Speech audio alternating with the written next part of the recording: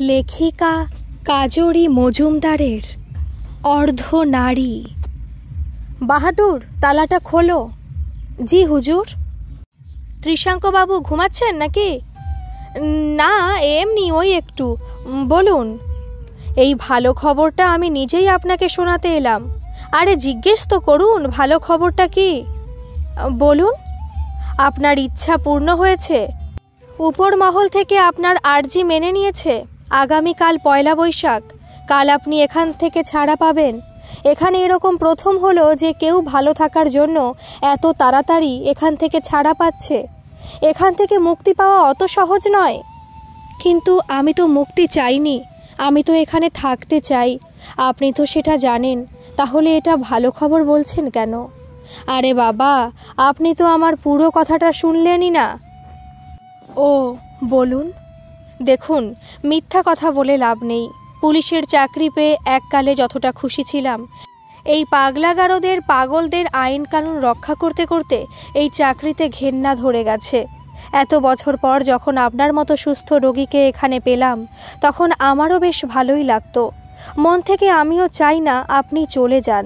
তাই আমিও আপনার ব্যাপারটা নিয়ে উপর মহলে একটু সুপারিশ করেছিলাম। কিন্তু সুপারিশ করলেই তো আর হয় না, এখানের কিছু নিয়ম কানুন আছে। তাই আপনাকে কাল এখান থেকে ছেড়ে দেওয়া হবে, মানে অফিসিয়ালি। এরপর 24 ঘন্টা কেটে গেলে আপনি যদি আবার এখানে ফিরে আসতে চান, তাহলে আপনার অন্য কোনো অসুস্থতা দেখিয়ে আপনাকে এখানে আবার রাখা যাবে। কি বোঝাতে পারলাম? এই প্যাকেটটা নিন। আপনার জন্য এটা এনেছি। এতে কি আছে দেখুন খুলে। এ তো পেন আর খাতা, এসব কি হবে? আপনার কিছু কথা আপনার মুখে শুনেছি, কিছু এর তার মুখেও শুনেছি। আমি নিজেও আপনাকে বহুদিন দেখলাম। কি জানি, একবার বাইরে গেলে আর এখানে হয়তো আপনি ফিরে আসবেন না। তাই আপনার জীবনের কিছু অভিজ্ঞতা এখানে যদি লিখে দিয়ে যান, মানে অল্প কিছু। আচ্ছা, তাহলে আমি এবার যাই, কাল দেখা হবে। বাহাদুর, 23 নম্বরের তালা আমি না বললে একদম খুলবে না? জি হুজুর, 23 নাম্বার তো কাল আসেছিল। হ্যাঁ, কাল এসেছে জানি বলেই তো বললাম। ঠিক আছে হুজুর। পাগলা গারদ, যেটার নাম শুনলে লোকে হাসে কিংবা ভয় পায়, সেরকমই নাম করা প্রসিদ্ধ একটা পাগলা গারদের উচ্চপদস্থ পুলিশ কর্তা ছিলেন প্রণয় বাবু। মনের দিকে নরম হলেও কাজের ব্যাপারে তিনি খুব কঠোর ছিলেন। বাহাদুরের আসল নাম ছিল জাহাঙ্গীর, কিন্তু ছোট চোখের ছোটখাটো চেহারার জাহাঙ্গীরকে এখানের সবাই বাহাদুর বলেই ডাকে। তবে বাহাদুরের বাহাদুরি খুব একটা ছিল না। পাগলা গারদে কাজ করলে কি হবে, যারা বদ্ধ উন্মাদ ছিল তাদের দেখে বাহাদুর খুব ভয় পেত। তালা লাগানো, তালা খোলা, চাবির হিসাব রাখা ছিল বাহাদুরের কাজ, যদিও সেটা খুব দায়িত্বের কাজই ছিল। পাগলা গারদ, প্রণয় বাবু, বাহাদুর, এসবের সব কিছু থেকে আলাদা ছিল একজন। নাম ছিল তার ত্রিশাঙ্কু বাগচি। কে সেই মানুষ যে নাকি পাগলা গারদের কারাগারে বাকি জীবনটা কাটাতে চায়? কে সেই ব্যক্তি যার চলে যাওয়াতে পুলিশ অফিসারও কষ্ট পাবে? কি সেই কারণ যার জন্য উপর মহলের স্পেশাল পারমিশন পাওয়া গেছে? সব প্রশ্নই কেমন জানি কৌতূহলের দোর গোড়ায় দাঁড়িয়ে আছে। প্রণয় বাবু চলে যাওয়ার পর ত্রিশাঙ্কুবাবু বেশ কিছুক্ষণ দুটো দেওয়ালের কোণায় রাখা মাটির কুজোর দিকে তাকিয়ে শুয়েছিলেন। হঠাৎ ধীরে ধীরে উঠে প্যাকেটটা থেকে কাগজ আর পেন বের করলেন। পেন হাতে নিয়েও যেন কি লিখবেন ভেবে পাচ্ছিলেন না। হঠাৎ শুরু করলেন লেখা। প্রণয় বাবু, আপনি আমায় কাগজ আর পেন দিয়ে বলে গেলেন যে আমি যেন এতে অল্প কিছু লিখে যাই। কিন্তু আমার জীবনের এত ঘটনা, এত কথা আছে যে আপনার এই কাগজ কম পড়ে যাবে। আসলে আমার জীবনের যে কোনো ঘটনার সূত্রপাত আমার সেই ছোটবেলা, তাই মাঝখান বা শেষ বলে কিছু নেই।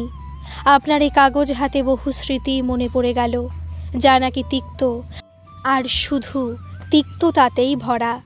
সেই ছোট্টবেলার কথা থেকে শুরু করি। তখন আমি খুব ছোট। আমার বাবারা 3 ভাই ছিলেন। শুনেছি ঠাকুমা দাদুর খুব অহংকার ছিল, তার 3 ছেলে ছিল। অহংকারটা কিসের জানেন? অহংকারটা হলো যে ওনারা কোনো কন্যা সন্তান জন্ম দেননি। ওনাদের যুগ পুত্র সন্তান নিয়ে গর্বে কাটালে কি হবে, তার পরের যুগের মানুষেরা তো একই মানসিকতা রাখতে পারেনি। বাবা কাকাদের সবার বিয়ে হলো। আমার জেঠুর 3টে ছেলে, হয়তো মেয়ে হওয়ার আশায়। কাকুর 2টি ছেলে, আর আমার বাবার আমি একটাই সন্তান। বাবাদের 3 ভাইয়ের মধ্যে আমার বাবার আর্থিক অবস্থা বেশ ভালো ছিল।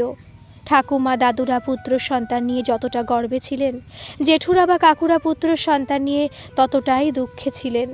নিজের সন্তানকে তো সবাই ভালোবাসে, কিন্তু তাদের কন্যা সন্তানের স্পৃহা সব সময় ছিল। আমিও বাবা মায়ের একমাত্র পুত্র ছিলাম। বাবা মায়েরও মেয়ের খুব শখ ছিল, কিন্তু বাবা মা অনেকটাই ব্যাপারটা স্বাভাবিক করার চেষ্টা করেছিলেন। আসলে বংশে একটা মেয়ের হয়তো খুব দরকার ছিল। যেখানে মেয়েদের জন্ম নিয়ে বহু কথা, বহু হত্যা হচ্ছে, সেখানে আমার পরিবার একদম অন্য রকম ছিল। এরকম মানসিকতার মানুষদের সাথে থাকা তো ভাগ্যের ব্যাপার। যদি সত্যি ভাগ্যের ব্যাপার হতো, তাহলে আজ আমি এখানে কেন? এখানে আসার আগেও আমি জেলে কেন ছিলাম? জেঠু কাকুরা যা করতে পারেননি, তা আমার বাবা মা অনায়াসেই করা শুরু করলো। মানে আমাকে মেয়েদের জামা কাপড় পরানো, মেয়েদের জুতো, মানে মেয়েদের সাজাতে যা যা লাগে সবই। একদম ছোট্টবেলায় ছেলে মেয়ে কিছু বোঝা যায় না, তাই অনেকে তো ভাবতো আমি মেয়ে। আবার কয়েকজন তো জিজ্ঞেস করতো আমি ছেলে না মেয়ে। দিন ভালোই কাটছিল, আর 5 জনের মতোই। দেখতে দেখতে ক্লাস 7-এ উঠে গেলাম। একদিন বন্ধুরা মিলে গল্প করছিলাম, খুব হাসাহাসি হচ্ছিল, খুব মজা করছিলাম। তখনই হঠাৎ মজার ছলে আমার এক বন্ধু বলে উঠল, চুপ কর লেডিস। সেদিন কথাটা নিয়ে খুব একটা ভাবার কিছু ছিল না, তবে ওর ওই কথাটা শুনে আমার হাসিটা একটু চেপে গিয়েছিল। আরও একটু বড় হলাম, পুরনো ক্লাস ছেড়ে নতুন ক্লাস, পুরনো বন্ধু ছেড়ে আরও অনেক নতুন বন্ধু, সব ফেলে এগিয়েই যাচ্ছিলাম। তবে ওই কথাটা আমার জীবন ছেড়ে যাওয়া তো দূরের কথা, আরও যেন আষ্টে পৃষ্ঠে আমায় ঘিরে ধরেছিল। লোকের অদ্ভুত তাকানো, মুখ টিপে হাসা, একজনকে ডেকে আরেকজন আমায় দেখানো। কি অসভ্য ওরা! এভাবে কাউকে দেখে কেউ হাসে? প্রথম কাউকে অত কেয়ার করতাম না। যারা এভাবে আমার দিকে তাকাতো, তাদের ফালতু লোক ভেবে ভুলে যাওয়ার চেষ্টা করতাম। দিন দিন এসব বাড়তেই থাকলো। একদিন মনে হলো, সত্যি কি ওরা ফালতু, না আমার মধ্যেই কিছু আছে? আমার ঘরে দরজা বন্ধ করে আয়নার সামনে দাঁড়িয়ে ভালো করে দেখলাম নিজেকে, খুব ভালো করে দেখলাম। না তো, আমি তো সম্পূর্ণ ছেলেদের মতনই দেখতে। তাহলে সবাই কেন এরকম করে, এরকম বলে? আয়নার সামনে একটু হেঁটে দেখলাম, হ্যাঁ, হাঁটাটা হয়তো একটু মেয়েদের মতন। আর আমার তাকানো, আমার চাউনির মতো করে আমার কোনো বন্ধু চাইতে পারবে? আমার মধ্যে অনেক কিছু আছে যা দেবাশিসদের মধ্যে নেই। আমি তো দেখতেও খারাপ না। আমার মেয়েদের সাথে মেশা, মেয়েদের সাজগোজের জিনিস, মেয়েদের পোশাক ভালো লাগে, কিন্তু আমার ছেলে বন্ধুদের তা লাগে না জানি। কিন্তু তাতে কি? এতে অন্যায়ের কি আছে? আমি তো কারোর ক্ষতি করি না। যদিও আমার মেয়েদেরই ভালো লাগে, তাই বলে আমি তো ছেলেদের অসম্মান করি না, কাউকে হেট করি না। তাহলে আমায় দেখে সবাই হাসে কেন? ধীরে ধীরে বুঝতে পারলাম যে আর 5 জন ছেলের মতন আমি নই, আমি ওদের থেকে আলাদা। কিন্তু কেন? ছোটবেলা থেকে বাবা মা ব্যাট বল না কিনে দিয়েছে পুতুল, খেলনা বাটি। ছেলেদের জামা কাপড় আমি অনেক বড় হয়ে পড়েছি। তার আগে তো আমি মেয়েদের জামাই সব পরতাম, মেয়েদের মতো চুড়ি টিপ। তখন তো মা বাবাই কিনে দিত। তাহলে এখন যখন আমার ওগুলোই ভালো লাগে, তখন লোকে হাসে কেন? আমার প্রশ্নের উত্তর আমি কারোর কাছে জানতে চাইনি। এরপর শুরু হলো আমার নিজেকে নিয়ে লজ্জায় নিজেকে লুকিয়ে রাখা। 11-12-এ যখন ছেলে মেয়েরা নতুন উদ্যমে বন্ধু বান্ধবদের সাথে পড়ার জগতে ঝড় তুলে দেয় যে তাকে কিছু করে দেখাতে হবে, পড়তে পড়তে যখন সবাই ক্লান্ত হয়ে পড়ে, ঠিক তখন আমি ব্যস্ত থাকতাম আমায় কে দেখে ফেলেছে, আমায় দেখে কে কীরকম মুখ করছে তা দেখতে। স্কুলে যেতাম না, বাড়িতে মা বাবার বকা, স্কুলে ম্যামদের স্যারদের বকা খাওয়াই ছিল তখন নিত্যদিনের প্রাপ্তি আমার। নিজের কথা বলার, কারোর সাথে একটু আনন্দ করার কেউ ছিল না পাশে। একদিন মাকে বললাম, মা, আমি কি ছোটবেলা থেকে এরকম ছিলাম? কীরকম? এই যে সবাই বলে আমি একটু মেয়েদের মতন, বলো না, আমার খুব জানতে ইচ্ছে করে। কি যে বোকা বোকা কথা বলিস না, কিসের মেয়ে? কেন তুমি দেখো না, তুমি বোঝো না যে আমায় লোকে অন্য নজরে দেখে? হ্যাঁ, সে তো দেখবেই। তুই যদি নিজেকে ওভাবে রাখিস তো লোকে দেখবে না? ওভাবে রাখি মানে? আমি তো এভাবেই হাঁটি, ঘরে বাইরে সব জায়গায়। হ্যাঁ, সেটাই তো বলছি। কেন হাঁটিস? স্বাভাবিক ছেলেদের মতো হাঁটতে অসুবিধা কোথায়? আজ এত বছর পর, আমি এত বড় হয়ে যাওয়ার পর তুমি বলছো আমি স্বাভাবিক হাঁটি না কেন? ছোটবেলায় বলনি কেন? তখন তোমাদের চোখে পড়েনি কেন ছোটবেলা থেকে আমায় মেয়ে সাজিয়ে রাখতে? ছোটবেলায় ছেলেমেয়ের কি আছে? বহু মানুষ তাদের বাচ্চাদের নানা রকম জামা কাপড় পরায়, তাই বলে তোর মতন সবাই এরকম করে নাকি? ছোটবেলা থেকে তুই ছেলেদের জামা পরতে চাইতি না? তুই এক সন্তান বলে তোর বাবা তোকে অনেক প্রশ্রয় দিত, তুই যা চাইতি কিনে দিত, কিন্তু তখন তো ভাবিনি যে এরকম দিনও আমাদের দেখতে হবে। এখন তোকে নিয়ে বেরোতে লজ্জা লাগে, লোকে কত কিছু বলে। মার লজ্জা করে কথাটা শুনে। আমার মুখের ভাষা যেন বন্ধ হয়ে গেল। মাকে আর কিছু না বলে মাথা নিচু করে বেরিয়ে এলাম ঘর থেকে। নিজের ঘরে গিয়ে আবার নিজেকে আয়নায় দেখলাম। আমার নিজের মা বলছে আমায় সাথে নিয়ে বেরোতে নাকি লজ্জা পায়। লজ্জা? কিন্তু আমার কি দোষ? আমি কি করেছি? বসে বসে অনেক ভাবলাম। ঠিক করলাম যে সব সময় সজাগ থাকবো, ছেলেদের নকল করেই চলবো, ছেলেদের মতো খাবো, কথা বলবো। পরের দিন সকালে সেলুনে গেলাম। আমার চুলটা একটু বড় ছিল, সেটা কাটলাম। হাতে একটা রিস্ট ব্যান্ড ছিল, সেটা খুলে ফেললাম। 12-এর পরীক্ষা তখন আর 2 মাস বাকি ছিল। পড়ায় একটু মন দেওয়ার চেষ্টা করলাম। নিজেকে বদলানোর চেষ্টা করলেও কারোর চোখেই যেন সেই পরিবর্তন চোখে পড়ছিল না। ভাবলাম অন্য কলেজে পড়লে ওখানে আগে থেকে কেউ কিছু জানবে না, তাই ওখানে আমার এই প্রচেষ্টা সফল হবে। আগে থেকে যেহেতু পড়াশোনা তেমন করিনি, তাই রেজাল্টও তেমন ভালো হলো না। খুব ভালো রেজাল্ট না হওয়ায় ভালো কলেজেও চান্স পেলাম না।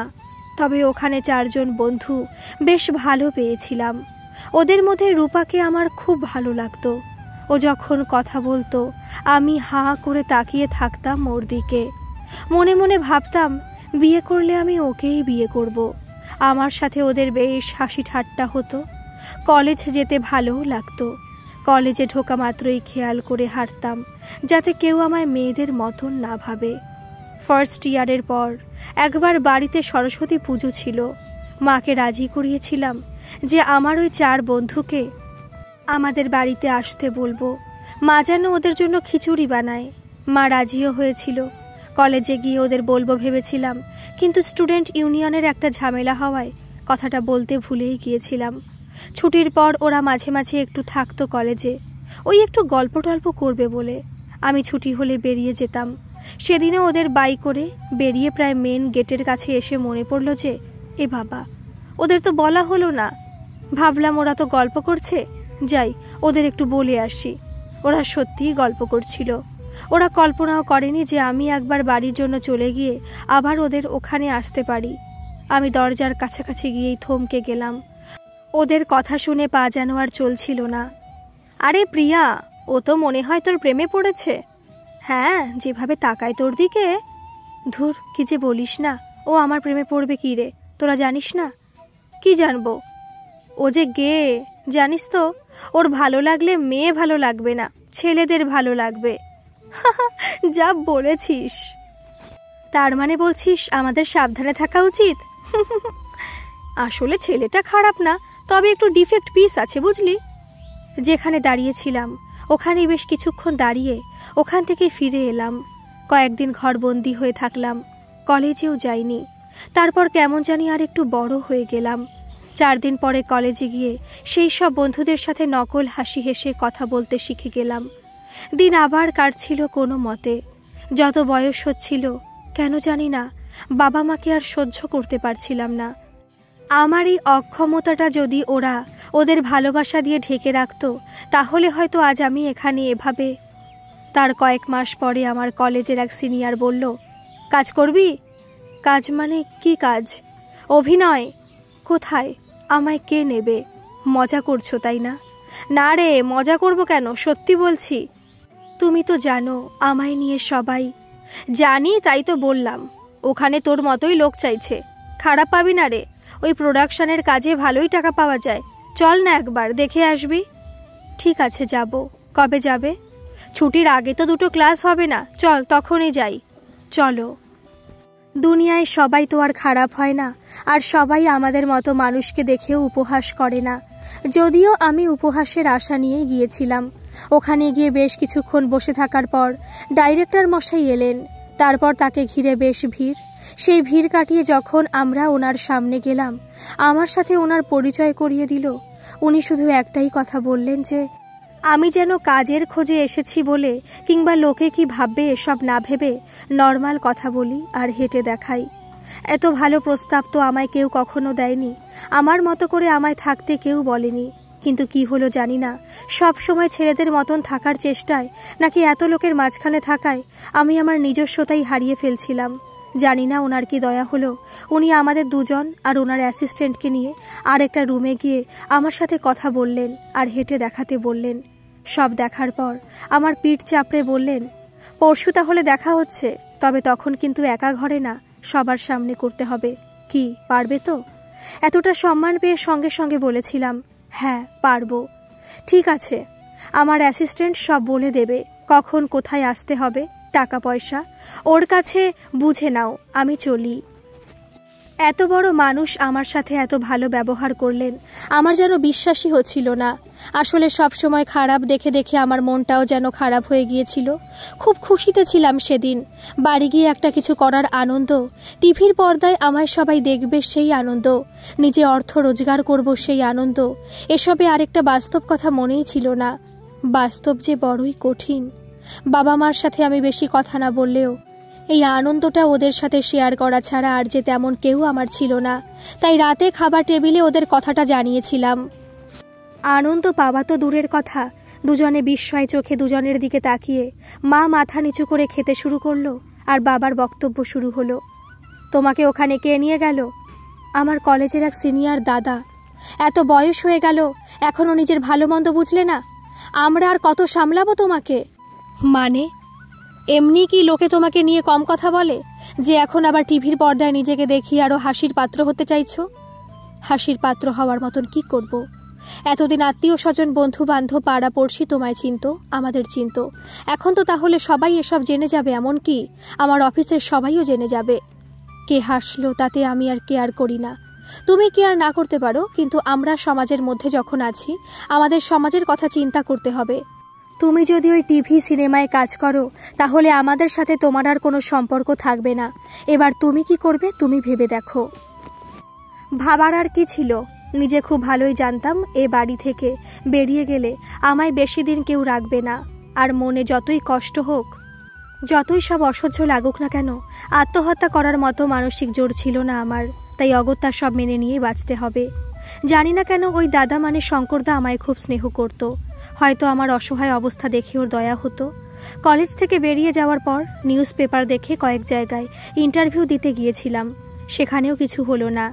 পরে একটা খুব সাধারণ প্রাইভেট ফার্মে কাজ পেয়েছিলাম। বেতন বিশেষ ছিল না, তবুও চলছিল। একদিন হঠাৎ শঙ্করদার ফোন এলো।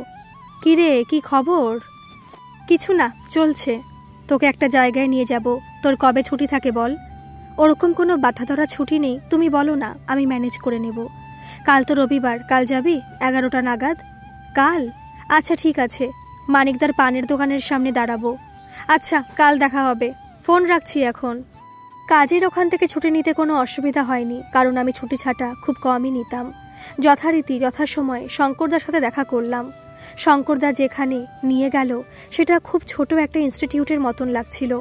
ভেতরে ঢুকে শঙ্করদা ওদের বলল যে ওদের সকালে যে ফোন করেছিল সে শঙ্করদা নিজেই। সেটা শুনেই ওরা কি বুঝলো জানি না, ওরা বলল সোজা ঢুকে ডান দিকে।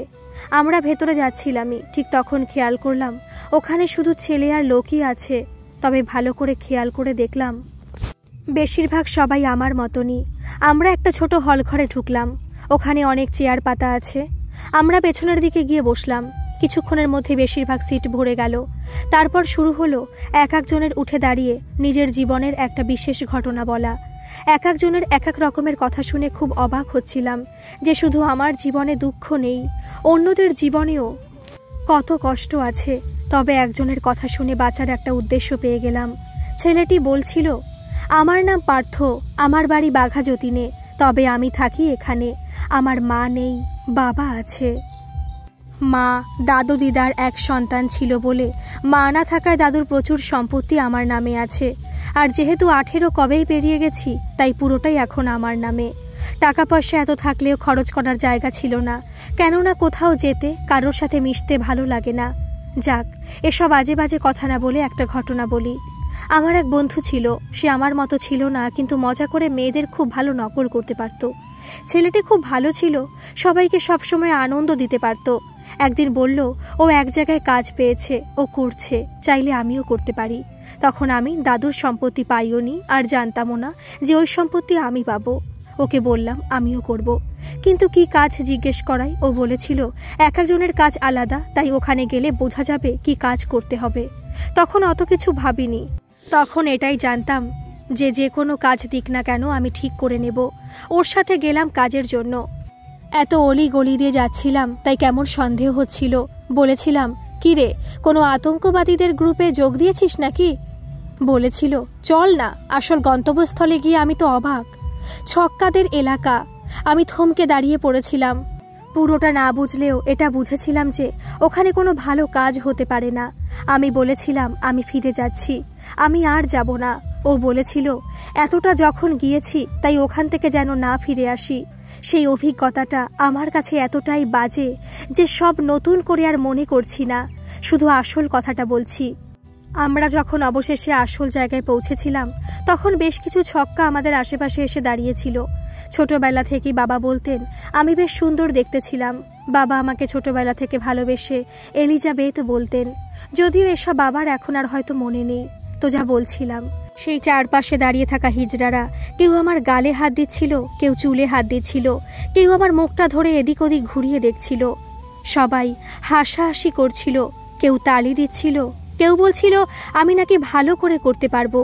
কি করতে পারবো জানি না, কিন্তু আমার তখন দম বন্ধ হয়ে আসছিল। কি করব ভাবার আগেই দেখি এক বিচ্ছিরি দেখতে বয়স্ক ছক্কা বেরিয়ে এলো, আর সবাই একটু আমার থেকে সরে দাঁড়ালো। আমার বন্ধুকে জিজ্ঞেস করলো আমাকে সব বলে নিয়ে গেছে কিনা। ও আমতামতা করাতে উনিও আমার মুখভঙ্গি দেখে রেগে গেছিলেন। আমাকে তখনও বোঝাচ্ছিল যে আমায় ওখানে কি করতে হবে, আমায় ওদের মতো সেজে ওদের সাথে এখানে ওখানে যেতে হবে, আর তার জন্য আমি মোটামুটি ঠিকঠাক টাকাই পাবো। আমি প্রচণ্ড রেগে গিয়ে আমার ওই বন্ধুকে একটা থাপ্পড় মেরে আমি বন্ধুকে ফেলে একাই ওখান থেকে বেরিয়ে চলে এসেছিলাম। আসলে সেদিন আমি ওই জায়গার মানুষদের ওপর রেগে যাইনি, ওটা তো ওদের কাজ। আমি আমার বন্ধুর ওপরেও বোধহয় রাগিনি, রেগেছিলাম নিজের ওপর নিজের এই শারীরিক গঠনের ব্যতিক্রমে আমার সেদিনের পরিণতি দেখে আমার রাগ হয়েছিল। সেদিনের ওই সবার মাঝে নিজেকে যে কি মনে হচ্ছিল তা আমি বলে বোঝাতে পারবো না। আরও কয়েকজনের কথাও শুনলাম। বাড়ি ফিরতে ইচ্ছা করছিল না, মনে হচ্ছিল সবার সব অনুভূতির কথা শুনি আর নিজেও ফিল করি। যাক, ফিরতে তো হয়েছিল, কিন্তু ওখানে যাওয়ার আকর্ষণ বাড়তে লাগলো। ওখানে গিয়ে সবার সাথে কথা হতো, মনটা যেন একটু হালকাও হতো। খুব কম সময়ে আমায় সবাই বেশ পছন্দ করতে লাগলো। আমার মনে বেশ অনেক বছর ধরে একটা চাপা মনের ইচ্ছা জমেছিল। একদিন ওদের আমি সেটা বললাম, ভাবিনি সবাই এতটা আমার কথায় সমর্থন করবে। বলেছিলাম আমাদের জীবনের অনেকটাই কেটে গেছে, আর বাকিটাও কোনো মতে কেটে যাবে। আমাদের বাবা মায়েদের ভুলে যা হয়েছে তার কেউ শুধরাতে পারবে না, কিন্তু যদি আমরা চাই তবে আমাদের পরবর্তী প্রজন্ম যাতে এই জীবন না পায়, আমরা তার জন্য কিছু করতে পারি। আমরা কি করতে পারবো? আমাদের যা সমাজ, তাতে আমরা এই 2-4 জন কী বা করতে পারি? চেষ্টা তো করতে পারি, তবে একটু খরচ করতে হবে। পার্থ বলল, আরে টাকার জন্য ভেবো না, আমার দাদু টাকা জিন্দাবাদ। কিন্তু তুমি কি করার কথা ভাবছো? সবার সামনে বাবা মায়েদের দোষ তুলে ধরে নবপ্রজন্মের বাবা মায়েদের চোখ খুলে দিতে হবে।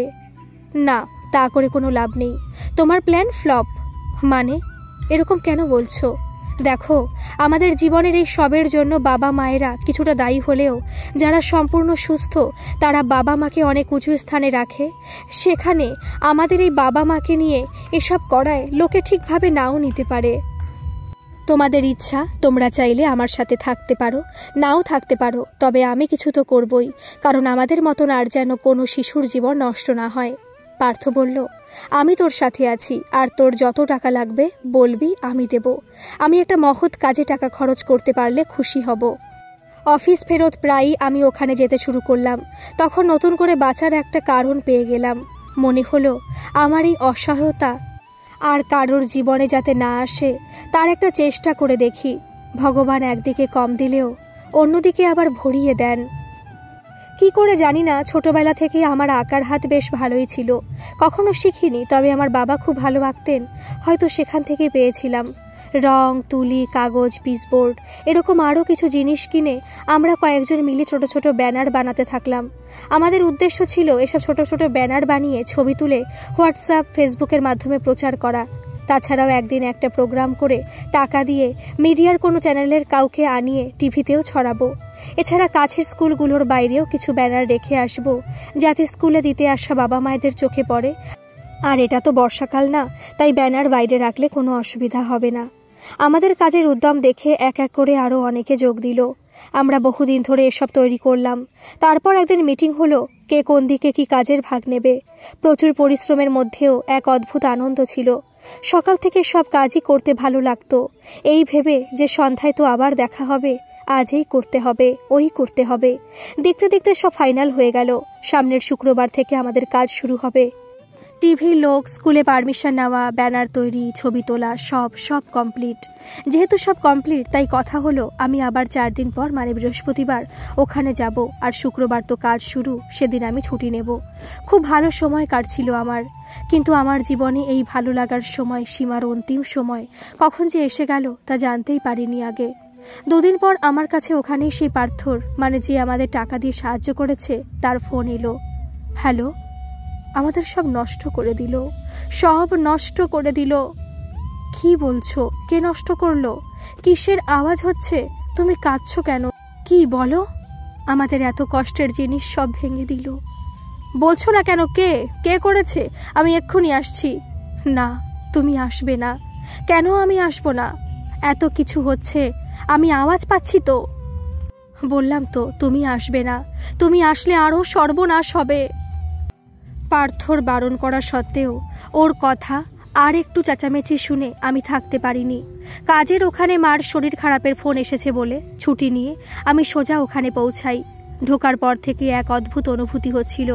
যাদের ওখানে 2 দিন আগেও প্রায় রোজ যাচ্ছিলাম, রোজ দেখেই সবাই একটু হাসি দিত, সেখানে দেখে মনে হচ্ছিল কোনো শোকের বাড়িতে কারোর মৃত্যুতে আমার আগমন হয়েছে। তাড়াতাড়ি ভেতরে গিয়ে দেখি করিডোরের কোনায় যেখানে আমরা আমাদের সব ব্যানার আর কিছু কাগজের পাতায় ছবি এঁকেছিলাম, সেখানে সব তছনছ হয়ে পড়ে আছে। দেখেই শরীরের ভেতরটা রাগে জ্বলে যাচ্ছিল। ঘুরে দাঁড়িয়ে দেখি পার্থ আর সবাই, মানে আমরা যারা এতদিন ধরে এসব বানিয়েছি, তারা সবাই আমার দিকে করুণভাবে তাকিয়ে আছে। কিন্তু কি আশ্চর্য, কেউ কোনো কথা বলছে না। আমি ছুটে পার্থর সামনে গিয়ে জিজ্ঞেস করলাম, এসব কারা করেছে? ও খুব কষ্ট পাচ্ছিল, ওর চোখ ছলছল করছিল।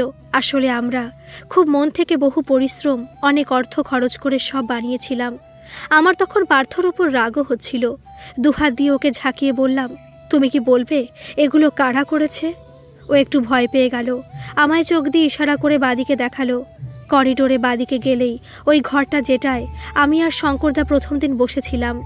আমি তাড়াতাড়ি ওকে ছেড়ে ওই ঘরের দিকে যেতে গিয়ে আবছা শুনতে পেলাম কারা জোরে জোরে কথা বলছে। যত এগোতে থাকলাম তত মনে হলো একটা গলার স্বর আমার চেনা চেনা লাগছে। কিছু ভাবার আগে দরজার সামনে গিয়ে দেখি ভেতরে ওখানকার 2 জন বয়স্ক ভদ্রলোক, আরও 2 জনকে আমি চিনি না, আর তাদের সাথে দাঁড়িয়ে আছে আমার বাবা। এদের সাথে বাবা? রুমে ঢোকার আগে একবার পেছনের দিকে তাকালাম। পার্থরাও আমার থেকে দূরত্ব রেখে আমার পেছনে পেছনে আসছিল। পার্থর চোখের দিকে তাকাতেই পার্থ মাথা নাড়ল। ওর ওই মাথা নাড়ানোতেই বুঝে গেলাম এসব আমার বাবা করিয়েছে। কিন্তু কেন? রাগে আমার গা হাত পা কাঁপছিল। বাবা আমাকে দেখে একটু ঘাবড়িয়ে গিয়েছিল। আমি রীতিমতো বাবার দিকে তেড়ে গেলাম। এসব তুমি করেছো? তুমি কাজের ওখান থেকে এখানে এসেছো কেন? তুমি কি এসব করেছো? চলো বাড়ি চলো। আমি তখন আর আমার মধ্যে ছিলাম না। আমি তোমায় শেষবার জিজ্ঞেস করছি, তুমি কি এসব করেছো? আর যে 2 জন ভদ্রলোক ছিলেন, ওনারা প্রচণ্ড ভয়ে পেয়ে বাবাকে বললেন, দেখুন যা হবার তা অনেক হয়েছে, আপনারা বাড়ি গিয়ে সব মিটমাট করুন। আমি আবার যেই বাবার দিকে তাকালাম, আমি তো আগেই আপনাদের বললাম এসব করে কোনো লাভ নেই, আপনারাই শুধু শুধু কথা বাড়াচ্ছিলেন। ততক্ষণে দরজার বাইরে ভিড় জমে গিয়েছিল। বাবা আমার কথার জবাব দিচ্ছে না বলে আমি বাবার একদম মুখের সামনে গিয়ে বললাম, তুমি কেন করেছো এসব? এখানের কথা তুমি জানলে কি করে? এসব করে তোমার কি লাভ হলো? আমি যা করেছি ঠিক করেছি। তোমার জন্য আমাদের অনেক বড় সর্বনাশ হয়ে যেত, সমাজে আমরা মুখ দেখাতে পারতাম না। তুমি আমাদেরকে লোকের কাছে ছোট করে নিজে মহান হতে চাইছো? নেভার, আমি তা কখনোই হতে দেব না। সমাজে আমার একটা রেপুটেশন আছে। তোমার কি মাথা খারাপ হয়ে গেছে? আমি এসব মহান হওয়ার জন্য করিনি। আমি চাই না আমাদের মতো করে কেউ এভাবে বাঁচুক। তোমাদের মতো বাবা মারা আর কেউ ভুল করুক। ভুল তো আমাদের হয়েছে ঠিকই। তোমার এসব পাগলামি কথাবার্তা শুনেও তোমার মানসিক চিকিৎসা না করানো। ওই ভদ্রলোকের দিকে তাকিয়ে বললেন, জানেন, আমরা জন্ম দিয়েছি, খাইয়ে পড়িয়ে মানুষ করেছি, কোনো কিছুর অভাব রাখিনি, আর আমাদের ওপরই ওর প্রচুর রাগ। আরে মশাই, ছোটবেলায় সব বাবা মাই বাচ্চাদের সাজায়, তাই বলে কি সবাই মেয়েলিপনা করে? আমার স্ত্রী কত বুঝিয়েছে যে তুই ছেলে, ছেলেদের মতো হাব ভাব কর, কিন্তু না, তা না করে এরকম করে হাঁটা চলা, এসব করে লোক হাসায়, আমাদের মাথা নিচু করে। বাবার এসব কথা শুনে আমি কি বলবো কি করব মাথা কাজ করছিল না। আমার নিজের বাবা সেরকম বলতে পারে? আমি এসব ইচ্ছা করে করি?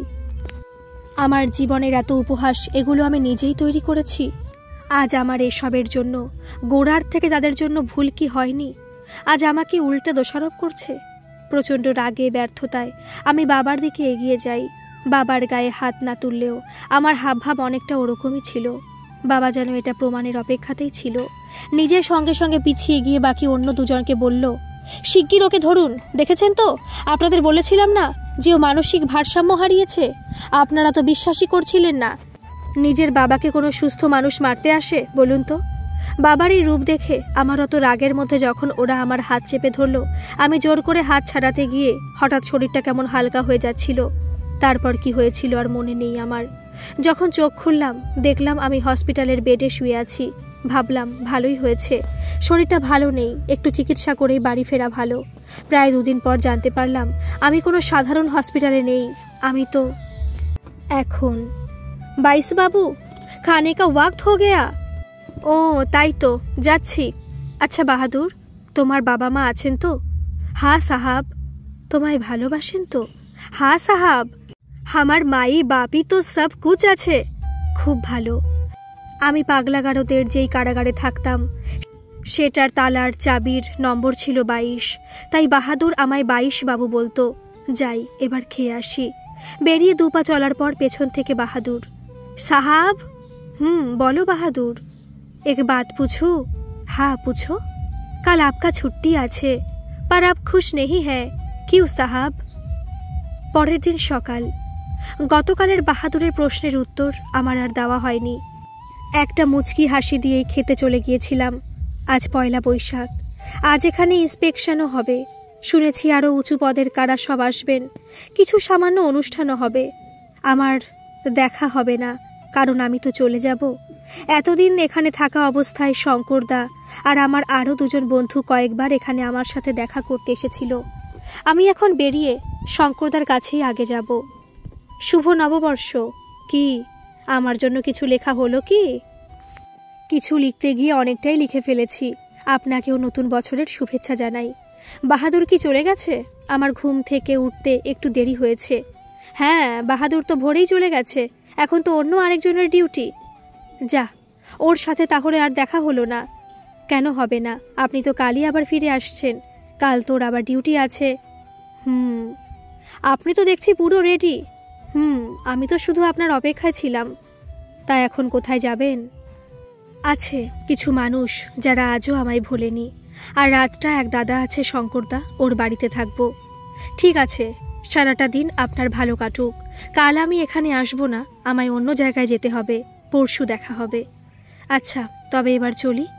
আচ্ছা, আসুন। পাগলাগারদে নববর্ষ উপলক্ষে একটু সাজানো হয়েছে। তাছাড়া আজ এখানে কয়েকজন উচ্চপদস্থ অধিকারী আসবেন। ত্রিশঙ্কুবাবু বেরিয়ে যাওয়ার পর প্রণয় বাবুও নানা কাজে ব্যস্ত হয়ে যান। প্রায় 3.5 ঘন্টা পর সব কিছুর প্রস্তুতি হয়ে যাওয়ার পরও বেশ কিছুক্ষণ তাদের উচ্চপদস্থ অধিকারীদের জন্য অপেক্ষা করতে হয়। বেশ অনেকক্ষণ অপেক্ষা করার পর উচ্চপদস্থ অধিকারীরা এসে অনুষ্ঠানের আগে তারা ওখানকার কাগজপত্র ফাইল দেখতে দেখতে ত্রিশাঙ্ক বাবুর ফাইলটা ডিজি সাহেবের চোখে পড়ে। ওনার চোখে পড়ায় ওটা ভালো করে একটু দেখে বললেন, এটা কি কেস আছে? প্রণয়বাবু বললেন, স্যার ওনার আজ ছুটি হয়ে গেছে। ওনার রিপোর্ট খুব ভালো স্যার, উনি একদম সুস্থ ছিলেন। উনি আমাদের এখানে থেকে আমাদের কর্মচারীদের অনেক সাহায্য করতেন। গত বছর যখন এই দিনে নববর্ষের প্রোগ্রামের পর টিভি থেকে সাক্ষাৎকার নিতে এসেছিল, তখন যত ব্যানার ছিল, মানে যেগুলো দেখে টিভি রিপোর্টাররা খুব প্রশংসা করেছিল, সব ওনার বানানো ছিল। তো এরকম সুস্থ মানুষকে এখানে এতদিন কেন রাখা হয়েছিল? প্রণয়বাবু বললেন, স্যার উনি এখানেই থাকতে চাইতেন এবং কাল আবার উনি এখানেই ফিরে আসবেন। মানে কাল এসে কি করবেন? স্যার উনি বাকি জীবনটা এখানেই থাকবেন ঠিক করেছেন। এখানে থেকে এখানে সবাইকে সাহায্য করে নিজেকে ব্যস্ত রাখবেন। হোয়াট? কী সব বলছেন?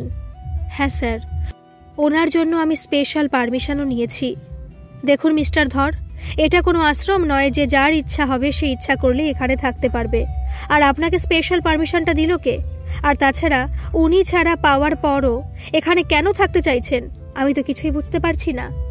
স্যার এই দেখুন, ওনার লেখা কিছু কথা আপনি পড়লেই বুঝবেন। ওনার পাস্টটা একটু খারাপ, তাই উনি আর ফিরে যেতে চান না। শুনুন মিস্টার ধর, এসব এখানে হয় না। এটা একটা পাগলা গারদ। আপনি কি সব বুঝেও বুঝবেন না? আপনার চাকরি তো বহু বছর হলো, সব জেনেও আপনি এসব বলেন কি করে? আর এসব হাবিজাবি অ্যাপ্রুভ করলো কে? স্যার ওনার ফাইলটা মোহিত বাবুর কাছে পাঠিয়েছিলাম। উনি আর কি? মোহিত বাবুরও কি মাথা খারাপ হয়ে গেছে? এত বড় পজিশন নিয়ে বসে এইসব অ্যাপ্রুভ করছেন? শুনুন, এই পারমিশন আমরা দেখার পর এটা হতে দেওয়া যায় না। আরে মশাই, সবাই ভালো হলেই যদি আমরা তাদের এখানে থাকতে দিই, তাহলে আসল যাদের এখানে থেকে সুস্থ হওয়া দরকার তারা কোথায় যাবে? স্যার উনি ভালো মানুষ, আমাদের এখানে সবার উপকার ছাড়া কারোর কোনো অসুবিধা করেননি কখনো। আমি তো ভাবছিলাম স্যার আপনাদের কাছে আবেদন পাঠাবো যে ওনাকে আমাদের হসপিটালের রিসেপশনের দায়িত্বটা দেওয়ার জন্য। মিস্টার ধর, আপনি যা বলছেন না, আমি আপনাকে বলতে বাধ্য হচ্ছি, উনি যখন আপনার এত প্রিয় মানুষ, আপনি আপনার বাড়িতে ওনাকে রাখুন না। সরি, আজকের এত ভালো দিনে আপনাকে আমার এসব বলতে হচ্ছে। ওয়েট, কার ফোন দেখি। ফোনে কথা হয়ে যাওয়ার পর, শুনুন মিস্টার ধর, আমাকে এক্ষুনি একটা জায়গায় যেতে হবে, ইমার্জেন্সি কল। আমি বিকেলের পর আবার আসছি। এখানে কিছুই তেমন দেখা হলো না। কয়েকজন আমার সাথে যাচ্ছে আর কয়েকজন থাকছেন। আপনারা সব চালিয়ে যান, তবে এই কেস অ্যাপ্রুভ হবে না, এটা আমি বলে গেলাম। স্যার একটা রিকোয়েস্ট আছে। বলুন। এই ফাইলটা আপনি নিয়ে যান, গাড়িতে বসে একটু দেখে নেবেন। আর প্রতিবারের মতো এই দিনে আপনাদের একটা ইন্টারভিউ থাকে তো, তাই এখন টিভির লোকেরা তো এসে যাবে, কি করব? হ্যাঁ তাই তো, আপনি একটু ম্যানেজ করে বসিয়ে রাখবেন, আমি চলে আসব। আমি ফাইলটা নিয়ে যাচ্ছি। ডিজি সাহেবরা চলে যাওয়ার পর প্রণয় বাবুর মনটা বিষণ্ণতায় ভরে গেল। কিন্তু হঠাৎ মাথায় কি এলো, সঙ্গে সঙ্গে ত্রিশাঙ্ক বাবুকে ফোন করে, হ্যালো আপনি কোথায়? কেন, কি হয়েছে? আপনি এখন যেখানে থাকুন এক্ষুনি এখানের জন্য রওনা দিন। মানে কিছু বুঝলাম না আমি। আপনি যত তাড়াতাড়ি সম্ভব এখনই এখানে চলে আসুন। কি হয়েছে কিছু তো বলবেন। আমার উপর বিশ্বাস আছে আপনার? এ কি রকম কথা, বিশ্বাস থাকবে না কেন? তাহলে আর প্রশ্ন না করে চলে আসুন, পারলে ট্যাক্সি করে আসুন, আমি ভাড়া দিয়ে দেব। ত্রিশাঙ্ক বাবু তখন সবে শঙ্করদার বাড়িতে চা বিস্কুট খেয়ে একটু কথা বলছিলেন। ত্রিশাঙ্ক বাবুর ওরকম ফোন আসায় শঙ্করদা ওনার সাথে পাগলা গারদের উদ্দেশ্যে রওনা দিলেন। ট্যাক্সিতে যাওয়াতে অনেক তাড়াতাড়ি পৌঁছে গেলেন। হন্তদন্ত হয়ে ভেতরে ঢুকে প্রণয় বাবুকে খুঁজে, এবার বলুন কি হয়েছে? বলছি, ওদিকে চলুন। যাদের আসার কথা ছিল ওনারা আসেননি? হ্যাঁ এসেছেন। শুনুন, একটা খারাপ খবর আছে। আপনার এখানে আর থাকা হবে না। তবে আপনি ভাববেন না, আপনার যদি কোথাও থাকার জায়গা না থাকে তবে আমি অন্য কোথাও ব্যবস্থা করে দেব। দাঁড়ান, ওই দেখুন ভেতরে, ওখানে আপনাকে যেতে হবে। ওখানে? ওখানে কি হচ্ছে? এত ক্যামেরা, লাইট, এসব কি? ওরা কি টিভির লোক? হ্যাঁ, ওদের প্রতি বছর এই দিনে আনা হয়। আমাদের সারা বছরের সবকিছু তথ্য নিয়ে ওরা একটা প্রোগ্রাম তৈরি করে। ওদের সকালে ইন্টারভিউ নেওয়ার কথা ছিল, কিন্তু আমাদের ডিজির একটা এমার্জেন্সি কাজ আসায় উনি চলে গেছেন, আবার বিকালে আসবেন। আপনার লেখা আমি সকালে 1 কপি জেরক্স করে রেখেছিলাম একটা অন্য উদ্দেশ্যে, তাই আমার কাছে 2 কপি ছিল। 1 কপি ডিজি স্যারকে দিয়েছি, আর এক কপি ওদের পড়তে দিয়েছিলাম। ওদের বললাম যদি আপনার একটা সাক্ষাৎকার নিয়ে ওরা টেলিকাস্ট করে তো সেটা বেশ জনপ্রিয় হতে পারে, কারণ এই বিষয়ে কখনো কোথাও ইন্টারভিউ হয়নি। কিছুক্ষণ এখানে ওখানে ফোন করে তারপর আমায় জানালো যে আপনাকে যেন এখনই আনাই, কারণ ওরা এখন সাক্ষাৎকারটা নেবে। কিন্তু আমি কি বলবো, ওরা তো বলছেন আমার লেখা পড়েছেন, তাহলে তো ওরা সবটা জেনেই গেছে। না, ওরা সবটা জানেনি। ওখানে আপনার সাথে কি হয়েছিল তা লেখা আছে, কিন্তু আপনার মনের কথা সবটা ওখানে নেই। আর আপনার মনে আছে বহু বছর আগে আপনি কিছু ব্যানার বানিয়ে একটা পদক্ষেপ নিতে যাচ্ছিলেন। সেই পদক্ষেপটা আজকের মিডিয়ার মাধ্যমে খুব ভালোভাবে সার্থক হবে। যান, আপনার তখন যা বলার ইচ্ছা ছিল সব বলুন। দাদা, আপনারা কি রেডি? এই যে উনি এসে গেছেন। হ্যাঁ, আমরা রেডি, আসুন। এদিকে রুমের বাইরে শঙ্করদা বলল, স্যার আপনাকে কি বলে যে ধন্যবাদ দেব জানি না। কিসের জন্য ধন্যবাদ? আপনি ওর জন্য যা করেছেন। একটু আগেও ও আমাকে আপনার কথা বলছিল, তখনই আপনার ফোন এলো। আরে সে আর এমন কি, ভালো মানুষের জন্য ভালো করাই যায়। আমরা পুলিশ শুনেই কত খারাপ ভাবি, খারাপ বলি, অথচ আপনি একদম অন্য রকম। এটা আপনি ঠিক বলেছেন, পুলিশের বড় বদনাম। আসলে এক একজন যা সব কাজ করে তাই শুনতেই হয়। তবে কি জানেন তো, পুলিশ খোলাখুলি রাস্তাঘাটে দাঁড়িয়ে ঘুষ নেয়, তাই সবার চোখে পড়ে। সবাই জানে যে পুলিশ পাবলিককে শুষছে। কিন্তু ভেবে বলুন তো, স্কুল, কলেজ, ডাক্তার, এমনকি মন্দিরের যা কাঠামো, তাতে কি পাবলিক ঠকছে না? হ্যাঁ, সেটা অবশ্য ঠিক বলেছেন। আরে আমাদের কথায় কথায় খেয়াল করিনি। ওদিকে সাক্ষাৎকার শুরু হয়ে গেছে, চলুন আর একটু কাছে গিয়ে শুনি। আপনার কি মনে হয় যে আর 5 জন বাচ্চার মতো আপনার শৈশব কাটেনি? হ্যাঁ, আমার তাই মনে হয়। এর জন্য আপনি কাকে দায়ী করবেন? আমাদের সমাজ ব্যবস্থাকে? না, সমাজ তো পরে আসে। আমি মনে করি এর জন্য বেশিরভাগটাই বাবা মা বা নিজের বাড়ির মানুষরা দায়ী। আসলে একটার সাথে আরেকটা যুক্ত। একটু খুলে বললে ভালো হয়। যেমন ধরুন, একজন সুন্দরী মহিলাকে রাস্তায় কয়েকজন বারবার দেখছে, তাতে ভদ্রমহিলার খুব ভালো লাগবে, কারণ উনি জানেন যে উনি সুন্দর। উনি ভাববেন যে সবাই ওনার সৌন্দর্য দেখছেন। এবার ধরুন, ঠিক সেই লোকগুলোই যদি আমায় বারবার দেখে, তখন আমার খারাপ লাগবে, কারণ আমি জানি আমার অক্ষমতাটা কোথায়। তাই তখন আমার লজ্জা হবে, রাগ হবে। মানে হলো, আজ যদি আমার বাড়ির লোকেরাও আমায় সেই বিশ্বাসে ভরসায় বড় করত যে আমি স্বাভাবিক, আমি সুন্দর, তাহলে আমার মধ্যেও কোনো লজ্জা থাকতো না। মানুষের মধ্যে তার কোনো কিছুর অভাব থাকলে সে যদি সেটা জেনে থাকে, তবে তার মধ্যে সেটা নিয়ে লজ্জার সৃষ্টি হয়। কিন্তু এরকমও তো দেখা যায় যে ছোটবেলায় মেয়েদের মতো বা ছেলেদের মতো হাবভাব করলেও বড় হয়ে সব ঠিক হয়ে স্বাভাবিকভাবে জীবনযাপন করে। কেন করবে না? তারা সেটা কাটিয়ে উঠতে পারে, কারণ তাদের বাড়ির লোকেদের সেই মানসিক সাহায্যটা পায়। বললে বিশ্বাস করবেন না, আমার দেখা একটি বেশ বড় মেয়ে ছিল। সে ছেলেদের মতো থাকতো, এমনকি দাদাদের মতো লুঙ্গি পরতো, সিগারেট খেত, কিন্তু আজ সে স্বাভাবিক মেয়েদের মতোই বিয়ে করে সংসার করছে।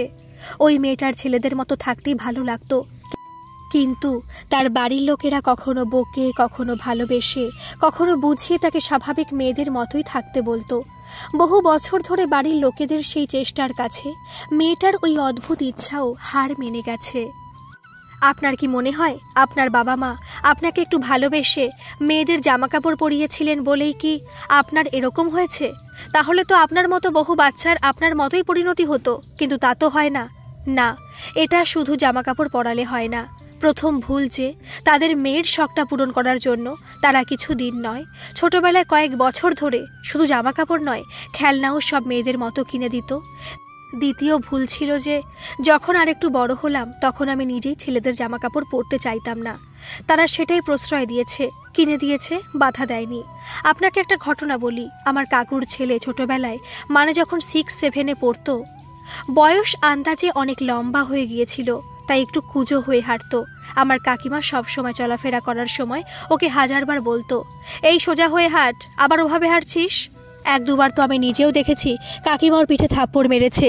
আজও চাকরি করে, ওই অভ্যেস আজ আর ওর একটুও নেই। এখন ওর শারীরিক গঠন স্বাভাবিক, অথচ ছোটবেলায় ও একটু কুঁজো হয়ে হাঁটতো। এই উদাহরণটা এই কারণে দিলাম যে আমাকেও যদি ছোটবেলা থেকে সব সময় সজাগ রাখা হতো, হয়তো এরকম হতো না। আরও ভুল ছিল যে আমায় ডাক্তার দেখানো উচিত ছিল এটা পরীক্ষার জন্য যে আমার হরমোনের কোনো প্রবলেম আছে কিনা। আরও ভুল ছিল আমায় কাউন্সেলিং করানো হয়নি। আপনার মনে হয় না এগুলো যদি ঠিক সময় ঠিকভাবে করানো হতো, তাহলে আমি কি এরকম হতাম? আর এগুলো করার দায়িত্ব কার ছিল, সমাজের না আমার বাবা মার? আপনি পরের জন্মে কি হতে চান? আমি এমন বাবা মার সন্তান হতে চাই যারা আমায় নিয়ে খুশি থাকবেন, অন্য কিছুর আশায় বাধ্য হয়ে আমায় মানুষ করবেন না, আমায় মন থেকে চাইবেন, ভালোবাসবেন। আমাদের হাতে আর একটুও সময় নেই। আপনি যাওয়ার আগে দর্শকদের কিছু বলতে চান কি? দর্শকদের মধ্যে সব বাবা মায়েদের আমার কিছু বলার আছে। প্রত্যেকের কাছে নিজের সন্তান খুব প্রিয় হয়, ছেলে বা মেয়ে। আপনি যাই ভালোবাসুন না কেন, সন্তানদের ছেলে মেয়ের সব রকম জিনিস কিনে দেবেন। তবে আমার মতো কোনো সংকেত দেখলে ছেলে মেয়েকে আরও কাছে টেনে বোঝাবেন। তাতেও কিছু না হলে ডাক্তারের পরামর্শ নেবেন। সন্তানকে ভালো খাবার, ভালো পোশাক দিলেই হয় না, সন্তানের মানসিক সুস্থতা খেয়াল রাখাও বাবা মায়েদের কর্তব্য। আমাদের মতো মানুষ দেখলে উপহাস করবেন না, আবার দয়াও দেখাবেন না। আমাদের সাথে স্বাভাবিক ব্যবহার করুন। আপনাদের এই ব্যবহারই আমাদের সুস্থভাবে বাঁচতে সাহায্য করবে। আপনাদের গল্পটি কেমন লাগলো একটা কমেন্ট করে কিন্তু জানাবেন। আর ভালো লাগলে প্লিজ একটা সাবস্ক্রাইব করে দেবেন। ভালো থাকবেন, সুস্থ থাকবেন।